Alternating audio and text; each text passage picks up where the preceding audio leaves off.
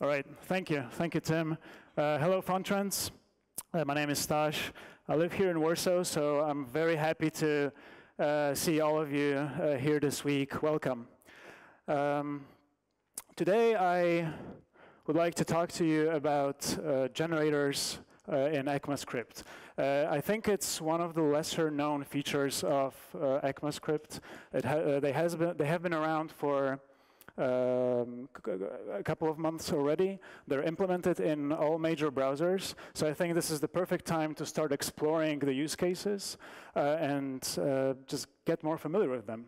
So generators use the asterisk next to the function keyword, and you probably know this, you yield from them and not return. And we'll see what that means in a second. The way I want to do this talk is by showing you a lot of code samples. And so I've prepared this here. I have on your left-hand side, I have my text editor, and on the right-hand side, you're going to see a live preview of the evaluation of this script. So if I do this, I will be just uncommenting certain parts of the code so that I don't need to do live coding here. You can also follow along if you have your laptop with you. You can go to github.com/stasm/prezo and find the same file in there. All right. So I will show you a couple of use cases and snippets, and in the second half of the talk, I want to tell you about a use case that actually made me become interested in generators. So I work at Mozilla, and I work on translation technology there. And we have a lot of people translating Firefox into different languages, and they're not very technical. And we don't want to punish them when they make mistakes. So you can imagine the system that we've devised, which is a formatting a system that formats translations into with some variables. And the way it works, it takes a template string that is translated by a localizer, and then it interpolates these variables like new date or maybe Warsaw. And what I will show you is how we were able to use generators to be very tolerant to user errors. We don't throw exceptions or bust the UI. We are able to collect the errors as we go, and then salvage as much of the translation as possible. So hopefully we'll get to that. All right. Let's jump straight into it. ECMAScript 2015 introduced two syntax constructs that will be very helpful to us today. One of them is the for-off loop, which does this, just iterates over elements of an array. And then the second one is the spread operator, which also allows us to expand an array into the list of its elements. And so how do these features actually work under the hood? What do I do here? All right. So under the hood, each so-called iterable implements a method called symbol iterator. It's a special method so that the names can't clash with your own methods. And for-off loops know to call this method in order to iterate over the contents of the array. And in fact, this method is a generator, which means that it returns a special object called an iterator. And then this object yields values one by one as the for-off loop asks for them. So this is what it looks like. You get this yield, and then you just return next, next, next, next, right? So let's see if that works. OK, so I actually used the same example here, A, B, C. But if I change the C to D, you'll see that in the corner it changed A, B, D, right? All right, so let's see what we can do with this. We can implement this iterable protocol on our own classes and objects. So in this example, I'm extending the array, and I'm giving it a symbol iterator method that returns not just the values, but indexes and values, so tuples. And you can see how that works over here. It returns 0, 1, 2 for indexes and ABC for values, right? Let's go next, see what else we can do with this. This is one silly example, but when I heard Tim talk about pranks this morning, I thought it would be fitting. So we're implementing this subclass of array, which iterates in a random order. Well, hopefully this isn't very helpful, but you can see that. Sorry, come on. You can see that when I uncomment the print code, it gives me 3 elements of this array, but actually not ABC, but some elements that are non-deterministic. So this time it returned BBB. And obviously this is just a silly example, and I sincerely hope no one will ever override the native symbol iterator on array prototype with that. But it goes to show what's possible. Next example, your range class, which takes a number, and then you can iterate over this range starting from 0. And each time the for-off loop asks for next value, it will get one until you reach the maximum number for this range. So you can see 0, 1, 2, 3. And the cool part is you can also do the same thing with the spread operator. And just spread the range out. So in this example, you got this. So this time it's horizontal because I used console log. But you can see the elements of the range have been printed out. All right. Actually, we could add the same range functionality to the number itself. So here, I'm extending the number prototype, adding the symbol iterator method to it, and I will be yielding values starting with 0 until I reach the number itself. So let's see how that works. Again, I was able to use the spread operator on the number, which is a primitive, and it printed out 0, 1, 2, 3, 4. All right, the last example here is my words class, which takes a string and then uses regex, very simple regex. You probably shouldn't really do that in production, but uses it to return next words from a string it was passed. So let's see how that works here. I'm able to use for-off to get each time a single word from the string that was passed. All right, so how does that actually work? Like, what's going on behind the scenes and what makes this possible? So first of all, generators or iterators can be paused, and this is what for-off takes advantage of. So each time it asks for new value, the iterator function is actually suspended.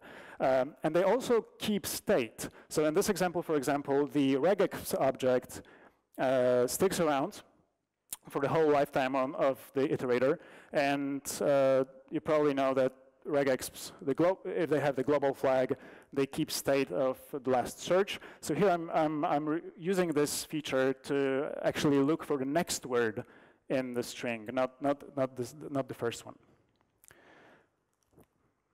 All right.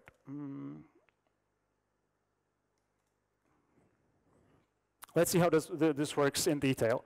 When you call the symbol iterator method on an array, for example, you get the iterator, which I talked about. And iterator doesn't look like much because Node doesn't really show us its methods. But the important part of the iterator is that it has the next method. And the next method is what allows us to ask for the next value of this iterator. So in here, let me maybe do this. You can see that I called iter.next, and I received the value, which is A, the first element of the array, and also a property called done. And this property tells my code, my calling code, which called next, if we have exhausted this iterator or not. All right. In fact, for-off is implemented using this exact semantics. So this is a custom implementation of for-off in form of a function.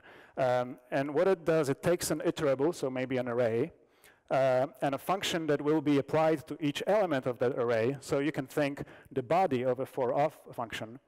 And what it does is, in order, it creates the iterator, but by calling the symbol iterator method. it starts it, because it starts paused, which I'll talk about in a second. And then until this iterator has something to return, it will just apply the passed function to the element returned, and then ask for the next element. So you can see here that my custom for-off returns ABC as expected. And that is actually exactly how for-off is implemented semantics-wise. All right, let's move on. I mentioned the next method, and just a piece of trivia. You can actually use old syntax. You don't have to use the asterisk and yield to make iteration work. You could actually return an object which implements the next method and keeps state in a closure. So in here I get my I, which starts as 0, and then each time the for-off will call next. I will check if I'm out of elements in my array, and if I'm not, I will return one element and increment I. And if I am out of elements, I will return done equal true. So let's see if that works. All right. So you can see I didn't even have to use the asterisk syntax and yield because the semantics are still the same, and my iterator implemented the next method. All right. So just a quick summary, because before we move on. Iterables implement the symbol iterator method. So iterables are things you can iterate on, and iterators are things that allow you to iterate. They implement the next and throw methods, which allow you to control the process of iteration. I wish we had a drinking game where you have to drink every time I say iterate. All right, moving on. My super scientific diagram, which hopefully will clear something.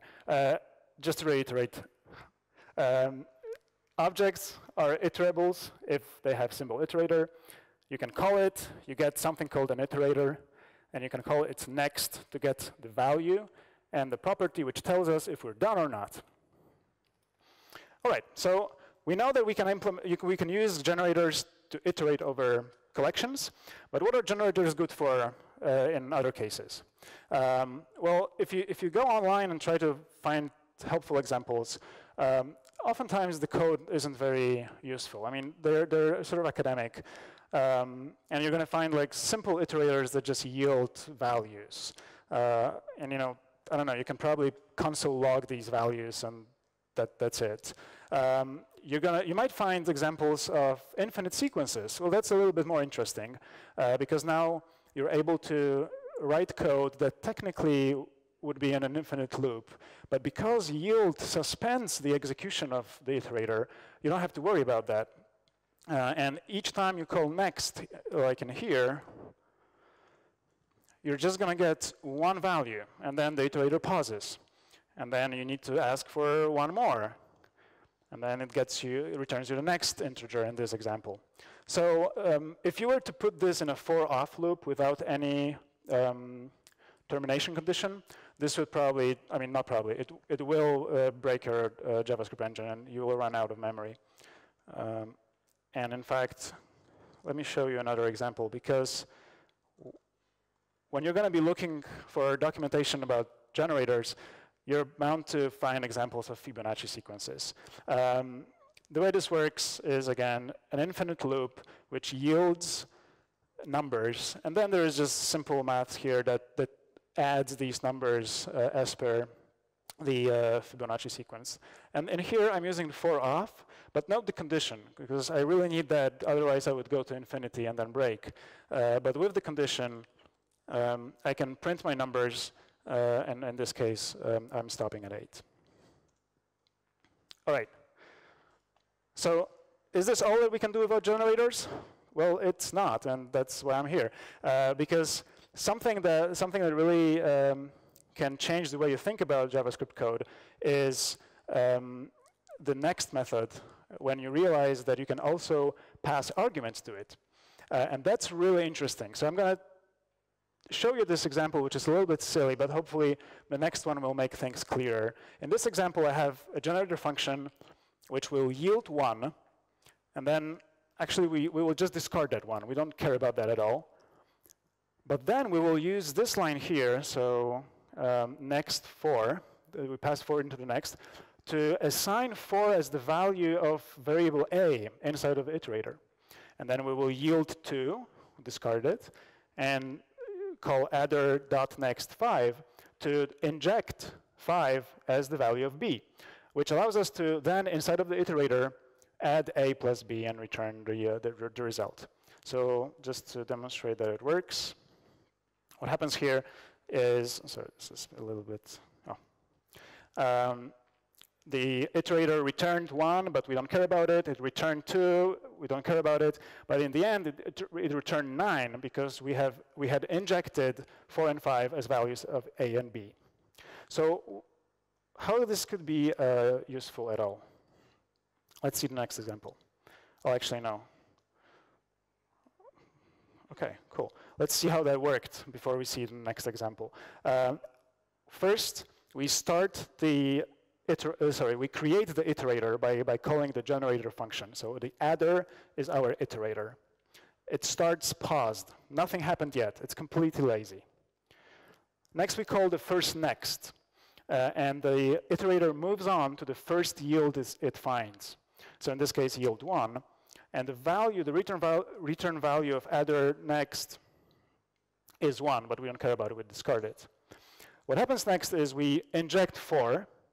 And 4 becomes the variable a. And then the execution resumes, and we pause at yield 2. At which point, we need to call next again, because the iterator is paused.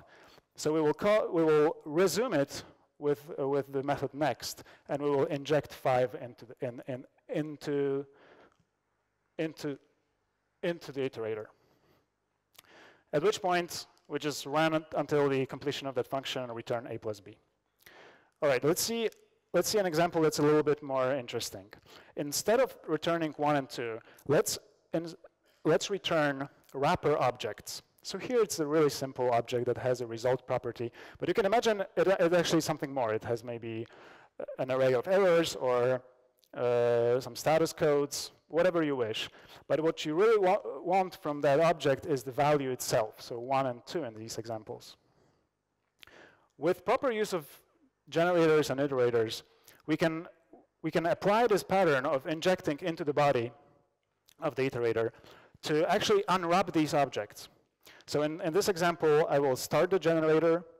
My capital A becomes result 1. And then I will inject just the result. So the lowercase a in here will be 1, not result 1. So it's unwrapped. I will do the same thing for result 2. So I take this wrapper object from up top. I pass it into, I unwrap it in here, this line here. And then I inject it back as the value of b. And in the end, I return a plus b. So this is super interesting, actually, if you think about it, because you have this interesting communication between the iterator and the outside world, the code that called it, created it and called it. And you can pass values between these things and do something with these values. And in fact, that's super helpful when you think about different kind of wrappers. All right, let's just sum up what just happened in the previous example with some pseudo code. We yielded wrapper 1, which has the interesting value inside of it. And then we unwrapped it, injected the value as the value of a, yielded wrapper 2, unwrapped it, injected the value into b, and then returned a plus b. And if you look at this, especially the indentation, I tried to make it easy. This might be reminiscent of how promises work, actually. Promise is a wrapper. It wraps around a value, a promised value of asynchronous operation. And then you inject this unwrapped value as the variable a. You do the same thing here, so it's another wrapper. And you inject the value of this other wrapper here. And then in this place, you're actually working with unwrapped synchronous values. things that the promise resolved to. Does that work? Oof. Okay, so it printed out 3 in the corner, which means it worked. All right. This is a little bit, this is a lot of code, but I don't think it's super important to understand it character by character. But what I want you to understand is that just as we were calling adder.next in previous examples, we can write a helper function that will just automate doing this for us. And so this is the wheeled function. And this wheeled function, all it does is calls the iterator, waits for the result, gets the result, and then chains promises, and then injects the resolved value back into the iterator. So with this wheeled function, you're able to write async code like this. And you've probably seen an example of this before, but hopefully now you also understand how this actually works. So what's going on, just to sum up, you have this calling code, the wheeled, which manages what's happening in the iterator. The iterator returns promises, the wrappers. Wheeled unwraps them and injects back the actual value of your asynchronous operation. All right, and that printed out 7, so it means that worked. I mentioned the throw method, which is helpful when you want to inject an exception into your iterator. So this is what allows us to use try catches with promises. But more importantly,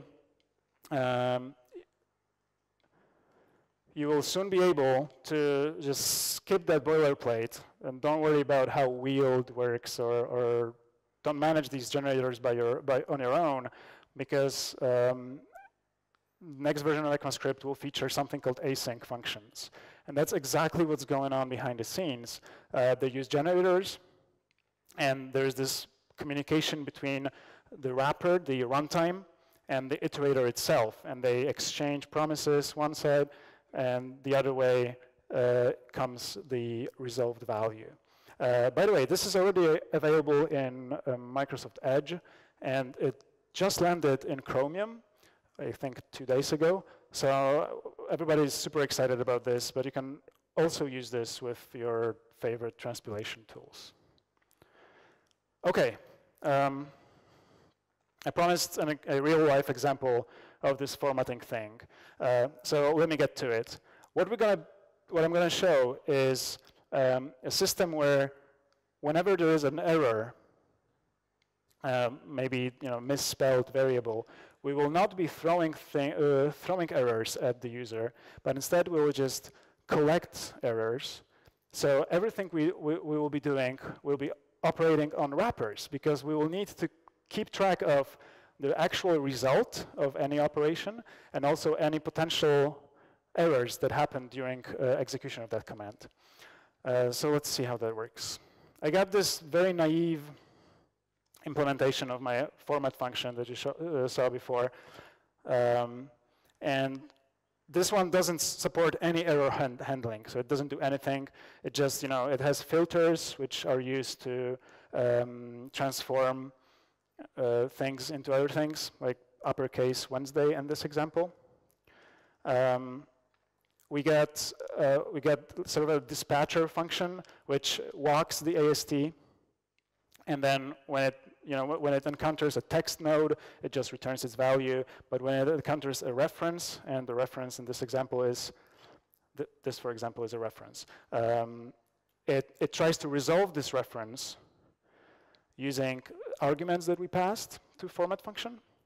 And then we got the filter, which needs to do a couple of things. It needs to run the filter, but first it needs to get the value on which to run the filter. And because there might be more than one filters, it needs to first evaluate the callee. So the way this works, as I'm demoing in here, it works right now. Everything is perfect. But if our user makes a mistake and do something like this, it breaks horribly. And actually, in translation, it's very common because people will tend to translate the names of your variables. So that's really bad. You can if they misspell to upper, it also breaks. So it's a very bad experience. So let's try to find a way to fix this. So in this implementation, I decide. Maybe that is that still visible back there? Yeah. Okay. Cool. Thank you. In this implementation, I decide that anything I do in my little program needs to return an array, which consists of the actual value and list of errors. So this creates this very burdensome experience where everything I do, I need to remember that it returns an array. I need to build these arrays here, create those compound wrapper objects with errors, and then when I evaluate things. Also here need to return an empty array, empty list of errors if there were none. But also if I'm doing something a little bit more complex, or maybe calling a function which in turn can return errors, now I'm responsible for merging these errors with the old ones with the new ones, and it just gets out of hand so quickly. This is a pretty small scoped example, but you can probably imagine, like, if you try to add features to such program, like everywhere you'd end up with these ers1 and ers2 arrays, and you need to concatenate them. It just gets really unwieldy. And even here, what I'm doing is, I've walked the AST, I resolved all my parts of translation and variables, and now I need to concatenate that into a string, and so I also need to keep track of errors that were returned by each individual operation. That's terrible, but it works. Now you can see on your right the returned string and also an empty list of errors, which is good because we didn't make any mistake. If I misspell my my variable here, well, we try to salvage something. Like, we're not able to tell the user what day it is, but at least like they know they're in Warsaw. And also we return the list of errors here. Maybe the QA can look at it, right? And you can see there are actually 2 errors, right? That's going to be important. Okay, so how do generators help us solve this this really unwieldy code that's really terrible to write? Like, no one wants to maintain this. Well, some very smart people came up with answers. And just like promises are wrappers around asynchronous operations, there can be wrappers around any other kind of operation. And in this example, we're using something called a writer, which has the value and the list of errors. Very simple. And just to adhere to the convention, we won't call this then, as in promises, but we'll call that flat map. That comes from functional programming. All right, so we got our writer. Our filters look pretty the same. We sort of need to promise reject them if there are errors. We got our value function here, and notice the yield. What this does is it will do the reference, call the reference function, which returns value and errors. But the yield will actually send this value somewhere, and somewhere there we will handle errors, and then this other code will inject just the value for us. So the resulting, the value of this expression is actually just the value, but we don't lose track of the errors. They're still there, just not here. We can look how easy it becomes to concatenate our strings. We just yield values in here. So we just yield them somewhere. This somewhere again takes care of errors, concatenates them, does whatever, and then just injects the pure string result, and we're able to just use a regular plus sign to concatenate these results. So let's see if that worked. Oh, and let me just show you also that we're using this yield here. So this is the function responsible for this error collection. All right. So in this example, we got everything going fine for us, but if I make a mistake, I'm back, it works the way I want it to work.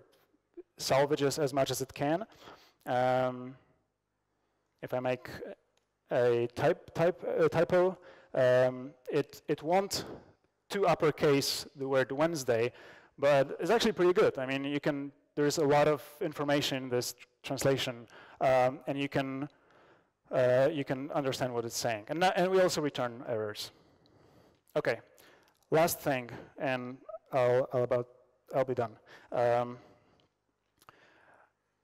These very smart people who gave us flatmap and writer also figure out that actually there are different kind of wrappers for different use cases. And something that bothers me a little bit about this code is that even though we handled the error part, we still need to pass the args around everywhere. Because like down deep in this execution chain, there might be a function that actually needs date or city that we passed on top.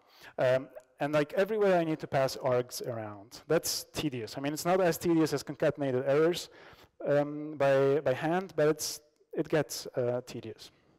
So there is this other smart construct called reader, which kind of does the same as writer, but on the other side of the process. So what reader does is every time you yield from your iterator, it actually creates a partially applied function which waits for just one argument, and that's the external context, the arguments that we're going to pass, the city or date, and then it creates that function. But inside of your code, you don't see that at all. Oops, sorry. Because your code still just yields.